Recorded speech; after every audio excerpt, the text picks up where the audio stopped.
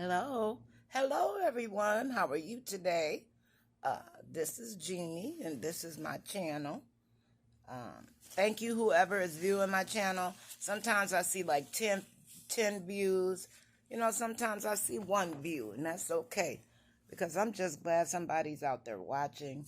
But like I said, I do this for myself, but I do it for other people because other people have different aspects of life to deal with. No matter if you believe or you're not a believer. See, a lot of people want to just make it white and black. It never has been white or black. It's got all these little innuendo grays up in there in all walks of life, in all people. So I don't understand why people are always trying to uh, focus on the differences when we can't even focus on the things that we have the same. And you know what? I'm going to say this, and I'm going to say this because on my channel, I say things that people are thinking, but they just don't want to say it. Something is going on with my generation. Now, look at here. Latchkey kids, Generation X, stand up, be counted, whoop, whoop. We the ones that's dying at 50, though. We the ones that's killing ourselves. Lisa Marie Presley is dead at 54. Now, I'm going to tell you what I think. I believe it's drugs. I believe it is. Now, me, myself, I'm not mad at medical marijuana, okay? I'm not mad about it at all. I believe if we would have had that a long time ago, maybe all these people wouldn't be on all these stupid drugs, synthetic fentanyl. It's not even the real stuff, y'all. It is the fake fentanyl that's killing my generation. But you want to know what it was? We the generation where we were not acknowledged at all, okay? And so sometimes when you're dealing with that and you on your own and you got to go back to your parents and you done messed up, you done cheated and messed up your marriage, or, somebody is doing this or doing that. Sometimes we will revert to the abuse that we suffered in our childhood and in our teenagehood in order to try to figure out, why is this happening? Why do I need to take drugs? Why do I need to self-medicate? Why am I always the one that's been documented as being crazy, having bipolar, and all that crap? A lot of those are from my generation. Okay, now listen, because my parents didn't let us talk. I don't know what you talking about, and I don't know who you are, but we couldn't even breathe hardly. Okay, now check this out. My generation that became parents, we created the participation trophy because we always was losers, and if we was losers, we was just losers. We were going to lose all the time. The only reason why a lot of people back then that were losers is rich and stuff now is because they were computer geeks and now they got a lot of money. And, hey, if your money look better than you, but you got a lot of money, you're going to get somebody. Oh, yeah. But one thing, like I said, my generation has been very, very, very lonely. When I come home from school, ain't nobody there to help me with my homework. I turn on the TV. You know what I mean? I get over there, I do my homework. My mama don't check my homework. My mama ain't checking to see is my answers right or not or whatever. And she asked me, did I do my homework? I just say, yeah. I got all D's when I graduated from high school. But I received 4 scholarships when I was in college from high school. Okay. And it's my fault that I didn't stay and I didn't continue.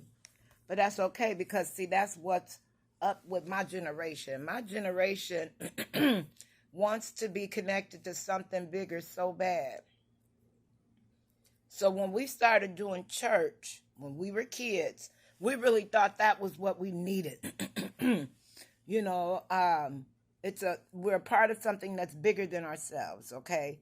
So church was kind of a let out, but then in church we got molested too. So, and you know what? Just imagine our generation being molested.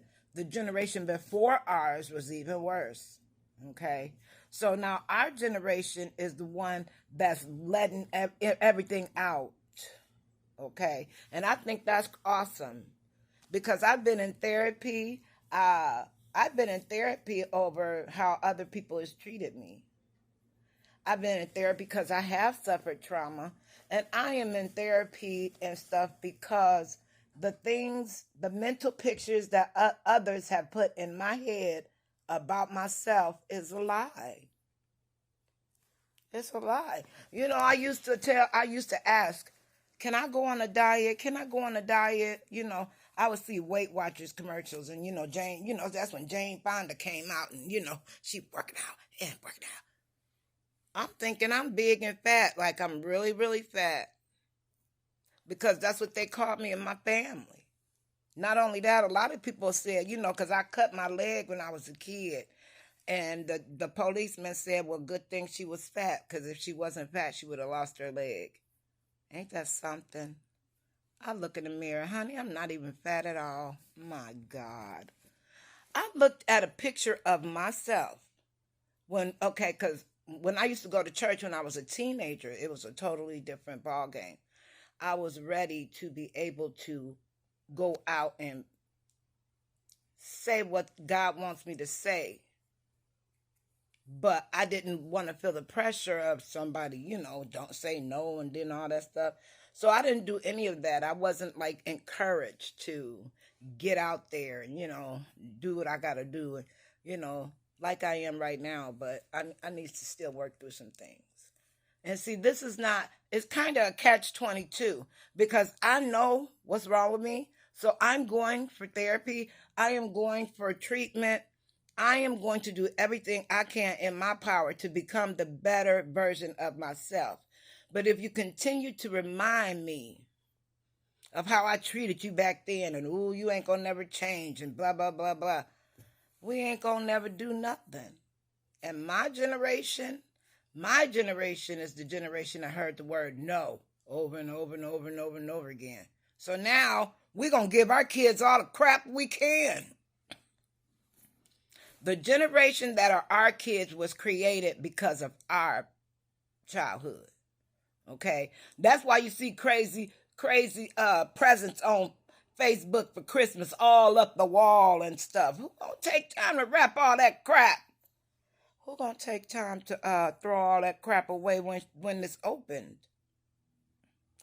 So that's what I believe my generation is compensating for. My generation does not want to be passive people anymore.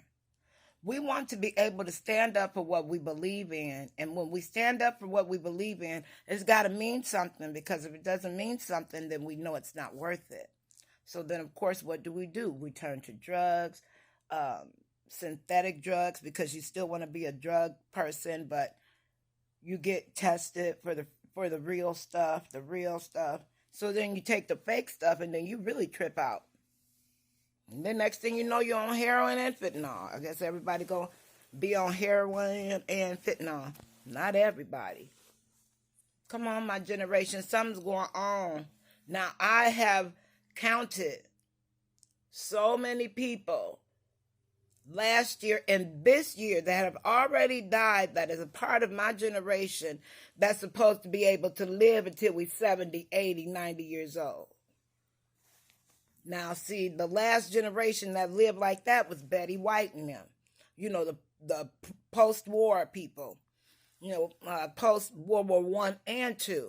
Because both of those generations, they lived to the teeth.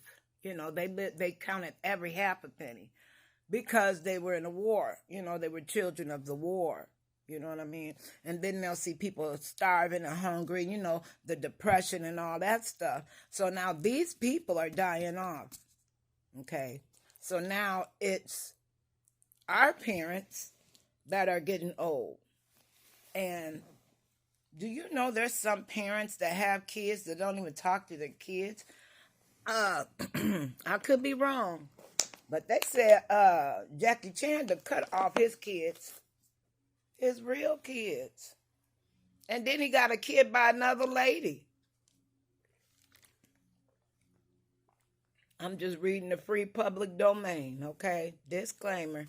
I'm just reading what I read online. Can't believe everything you read online. And it shouldn't be on there. No, I'm just... But if that's the way he grew up, I guess, he don't give them no money or nothing. It's just him and his wife. And she wanted to be like that because he cheated on her. So she really made him feel bad for cheating on her. So, okay, you guys, now, you know, the purpose of this channel is to read the Bible, do some encouraging, talk about some things.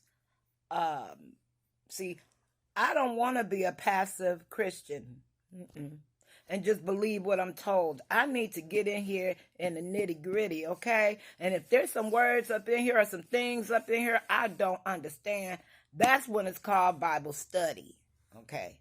Now, if you just reading the Bible just to read the Bible so you can brush up on that stuff on the inside, you know what I'm talking about. Everybody that's a believer or not a believer or anything knows what I'm talking about when I say the stuff on the inside. How can you how can you have that stuff on the inside and you done just blew up a small country that used to be you? This is the thing I don't understand. When we are in war with ourselves. The Ukrainians are Russian. They just from Ukraine, but Croatia, all that stuff now it's broken up, and I think that's awesome. So why would a big country raid a small country and know the small country ain't got no chops against it? We're gonna see what happened because you know there's supposed to be wars and rumors of wars, okay? And I'm gonna tell you what, I believe in karma. I believe in that. I believe in the law of gravity. I believe in tit for tat, eye for an eye.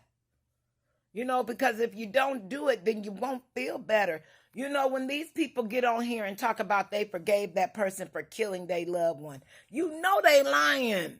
Why you gotta lie? You ain't gotta say nothing like that in order to try to look good. What is wrong with that? That. Something's really wrong with that. Now, this is one thing I can say about a lot of people in my generation. We the ones that want to eat better. We want to live longer.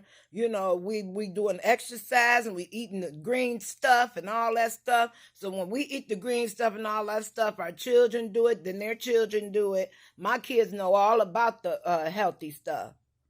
Okay? And the thing is that, like you said, it's not fair. But if we want to live longer, we know the drill. We know it's got to do with what we put in our mouth and what we eat and ingest. And it's hard out there. I know. It's really hard. But you can't be a passive eater. If you're a passive eater, that's how you become an emotional eater. You got to eat on purpose. Okay? Eat on purpose. I'm telling you, I have gotten down to my snacks and stuff. I'm cutting it off because, shoot, I can die from a potato chip. I could die from a potato chip, y'all. That makes no sense to me. So I'm going to put some spinach up in here. I'm put some kale, you know what I mean? Maybe a little bit of cucumber, some celery, some onion. You know we got to have that garlic, onion, and celery, but with the carrots too. See, I do the 4. I do the 3 of them. It depends on what I'm cooking. I'll put the 3 or I put the 4 in there. Okay. And my generation is the generation whose bodies are breaking down and all that stuff, and we getting all arthritis and stuff. But you know what? I've heard that arthritis skips a generation. Okay. My mom has arthritis, but she does not have it as bad as her mom did and as awful as I do. Because, see, we don't hang around each other. I don't talk to my mom on a regular, so she don't know what I'm, about my arthritis. But I'm telling you, and I've been telling my niece, girl, take care of your body. Okay? So we're going to get back to the reading of Ecclesiastes, but remember we reading the stuff before, okay? So this is what we left off on. Okay, so remember I talked about the content. This duty must be carried out in full knowledge that while there is no real justice to be had in this life, God will eventually judge all that is and set it right. On this profound note, the book concludes. Okay, now here we go. We're getting in the nitty-gritty. Too often, Christians in the modern church find themselves passive intellectually, accepting almost anything they are taught, or simply challenge a doctrine on the basis of how it feels instead of looking to see whether it has a biblical foundation. You know why we do that? Because we've been told to fake it till we make it. So people right here like that. You know what we were taught? Don't even say nothing. Then you think, why are we passive? Now we trying to say something, and our generation is still judging us. We trying not to judge the generation after us. We trying to change something, and the people that's still above us are still telling us how wrong we are, and we are still listening to them, even though we are in our 50s now. We got to stop listening to them. I didn't understand that until my children grew up and my children became adults. Because my son, God bless him. God bless my son and my daughter. You know, I learned so much from my kids. I don't know about y'all out there, but I learned so much from kids. It's amazing. Because I'm going to learn nothing from me when she was 50 and I was 25. My mama wasn't going to even let me talk. If she wanted me to be quiet, she'd tell me to be quiet, not be quiet. Okay? Look, I try to tell my kids be quiet. They say, why? We're adults now. That's what our kids say now. But you know what? Oh, yeah, they adults. Till they need something. Then they become that 5-year-old, Mom, help me, Mom. Because they know we're going to help them. Of course I'm going to help my kids. Are you kidding? Until the day they, shoot, my kids, shoot, I might meet another person that could be my kid that I'm going to call my kid. You know what I mean?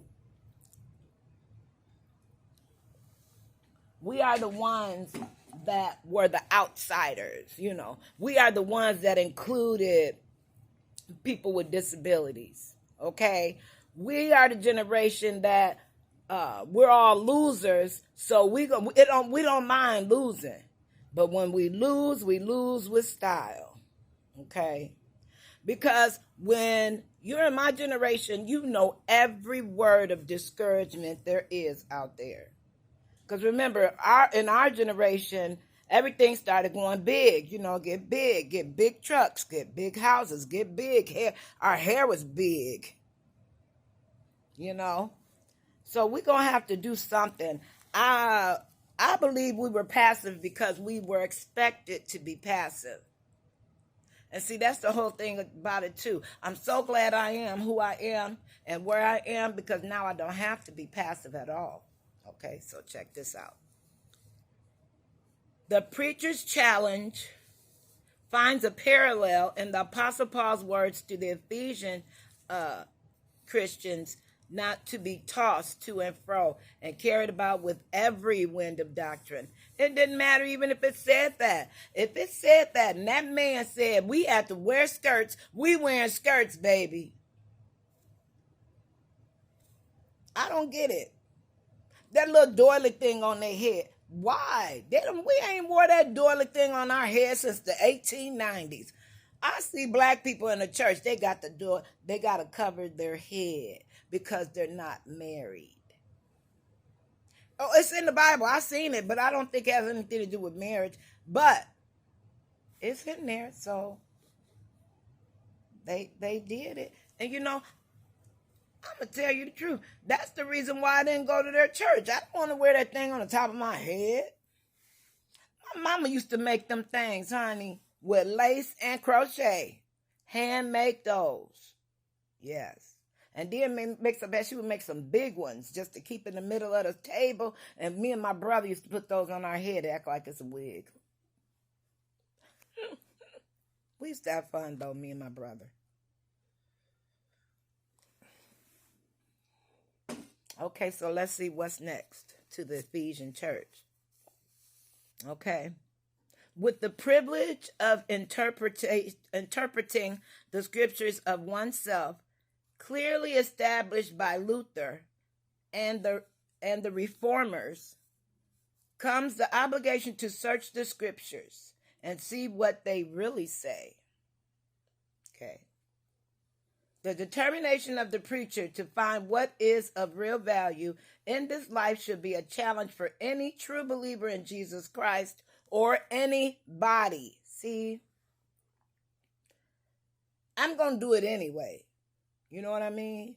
But see, this is what people need to know. These words are for everybody. If you don't want to live by them, okay. If you're not going to go to church, fine. If you ain't going to pray, and you fine. But you still got to have that good stuff inside. Everybody knows what I'm talking about. I am going to challenge everybody because this ain't right. It is not right that my generation is dying over and over again. You know, and we killing our kids and our grandkids, and ain't nobody caring. They're still walking past like, oh, it's their fault.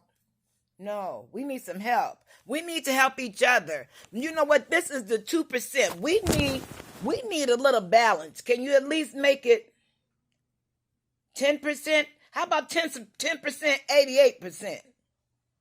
Can you give us something? We got to do something about this, you guys, because if we don't, then our kids and our kids' kids, they're going to really be, because look at it now. Look at it now. People going crazy because they can't get the stuff that they see the other people have, but they want it. So then what do? They only get $700 a month, but they spend all that $700 on that stuff so they can look like they rich. Well, hey, if it works for you, it works for you. All I'm saying is this: I'd rather be true to myself than to somebody out there that don't even pay my bills or nothing. Okay, so here we go. So, the determination of the preacher to find what is of real value in this life should be a challenge for any true believer in Jesus Christ, the way, the truth, and the life. The preacher's failure to find real value in earthly things and comfort lifestyles challenges the Christian who lives in this age of greed and materialism to concentrate on the things that are above and not to glorify greed and possessions. Possessions are already greed and glorified. So that sentence don't even have to be there. Because it could say Christians who live in this age of greed and materialism to concentrate on the things above. That would have been awesome. And you know what? When we concentrate on things above, things do change. If you want to live this life like this. But just live the life of getting that warm feeling in your heart. You know, a lot of people in my generation, they don't want to feel that because, you know, we want to be tough and stuff. We can't be tough no more. We got to teach this other generation it's okay not to be tough. Defend yourself. But don't be out there with a chip on your shoulder. Know where you at. Know your surroundings. Don't get so drunk and so blunt that you don't know where you at if you're not with people you can't trust. And on top of all that, just make sure you know where you're going. If you with some people you don't know, then don't go.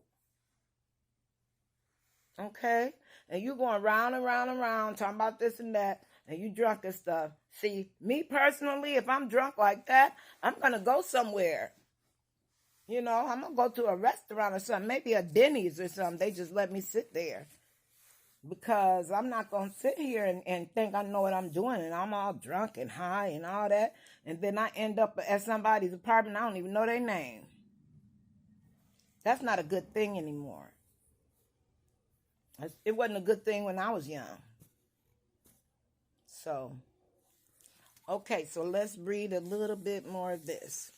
Although the book of Ecclesiastes contains no direct or typological prophecies of Jesus Christ, it anticipates a number of teachings of him, who was the fulfillment of the law and the prophets.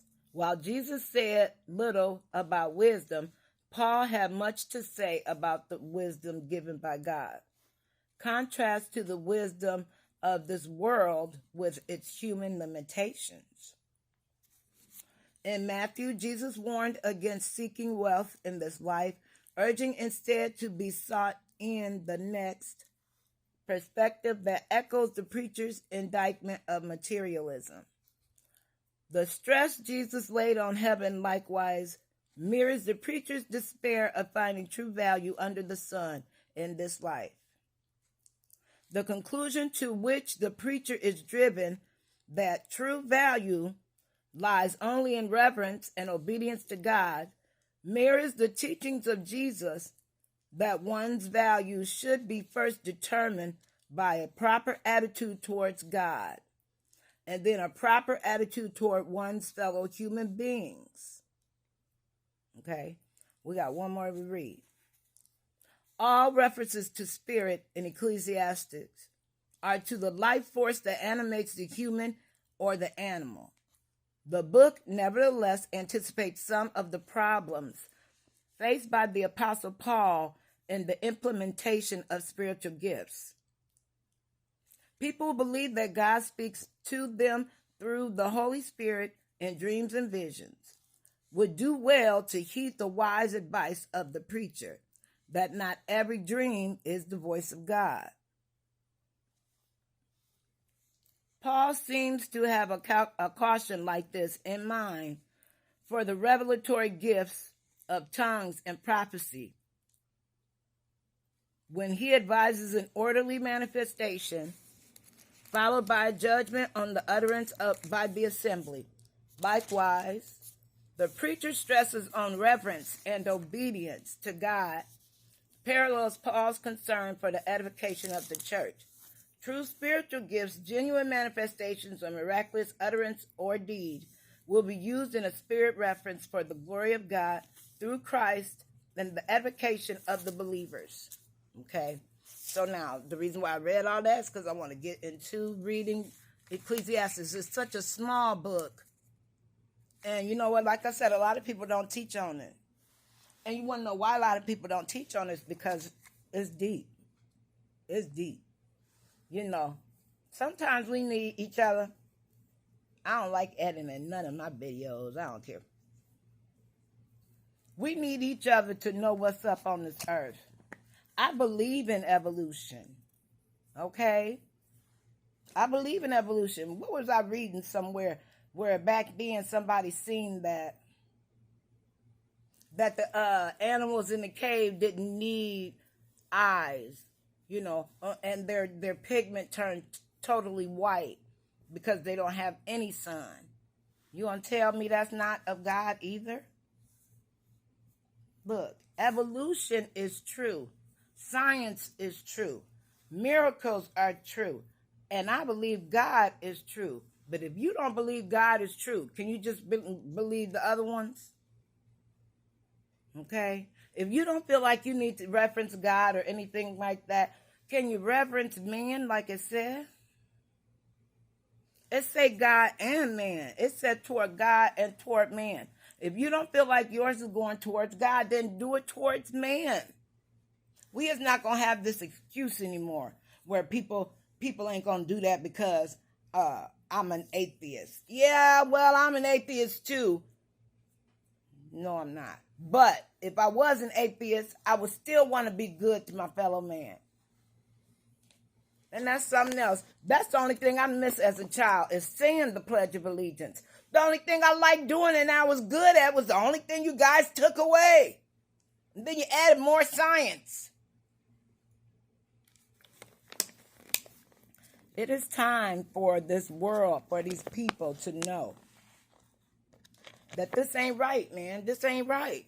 I seen a funny video, and it was funny. But think about it. It was a video. A girl was driving, across a bridge, and she has a dash cam. You know, I don't think she's a driver or anything like that, but she walked up to the bridge. I kid you not, it was a kitty cat on the bridge, looking over the bridge like, you know what, I'm tired of this life.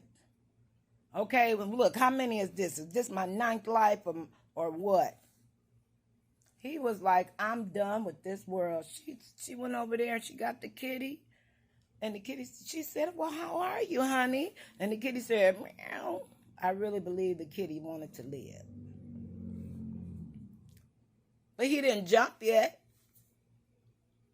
And you know what? That's something else. When you see animals doing stuff, animals are smart. I don't understand why people are so surprised about animals.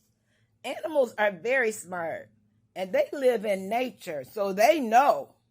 Okay? That's why animals know so many things. That's why animals could do so many things better than us. But one thing animals do that we need to do is they are loyal to each other.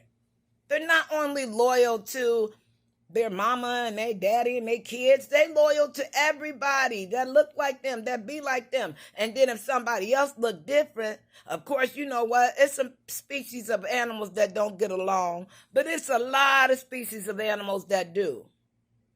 Because the animals look after each other. They look after each other better than we do. This is for us to realize and understand. This earth is beautiful. And if we don't continue to try to destroy it, we're going to be mad at ourselves. We need to enjoy this earth the way it is and enjoy each other. Of course, there's going to be some rotten apples. Hey, there's going to be some. But you know what? I believe in this. Build some more freaking prisons, because the young people should not be tried as young people at all. Their crime is very adult. I don't care if they're 8 years old. They going to school and shoot up with a gun, with an AK-47. They are no longer a kid. They are an adult. Only adults do that. Kids don't do that. So if you're a kid and you do that, then you're going to be on adult turf. I'm tired of that. We need to stop acting dumb with these people in our lives that's going to try to ruin our lives and everybody else's. We need to be real about that, you know? And next time next video, we will start in Ecclesiastes. Now, this is the disclaimer. Ecclesiastes is a very deep book, okay? Very deep. You have to be able to discern certain things, because if you don't know the difference, you will take it the wrong way. See? And that's another reason why Ecclesiastes isn't taught. But you know, it should be. For those very people that do that. Okay? There should be a universal form on how we treat each other, how we know each other, and how we respect each other. Because we need to be conscious of each other. And that's another thing I'm going to teach about too. So I want to thank you for watching. I'm really hoping that, you know, the people that are watching these videos, that they are receiving something. We talk real talk here, okay? I believe in Tyler Perry. Tyler Perry knows how to believe in God. Anything you see him as Tyler Perry, as Medea, as what and whoever he is, his self is in there. See?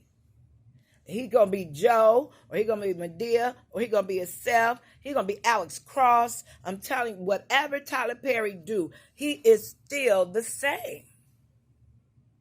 You see that? But he does different things. But you know he's going to be the same way. That's what is meant in the Bible if you read it.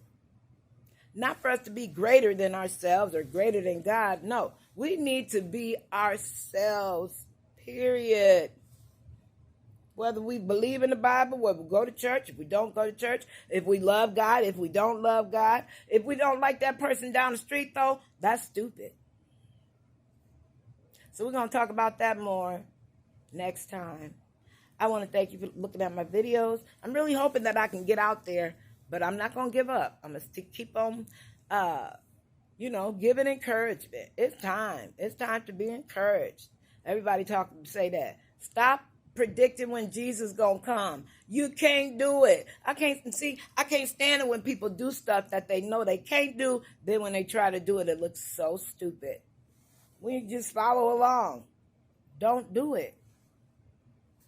Okay, so that's what it is. We ain't gonna be passive. This is the year not to be passive. We need to know what we are doing. We need to have that goodness in our heart just from